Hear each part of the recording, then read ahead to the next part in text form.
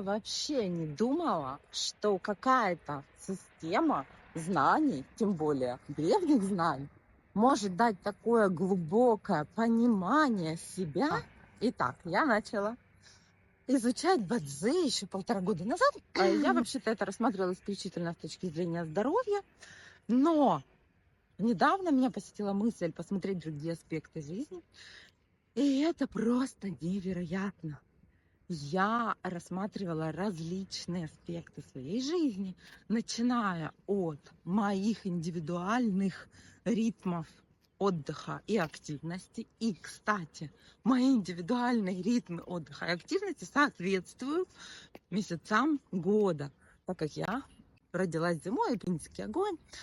Вот, и поэтому зимой у меня время отдыха, а весна как раз дает мне силы и наполняет.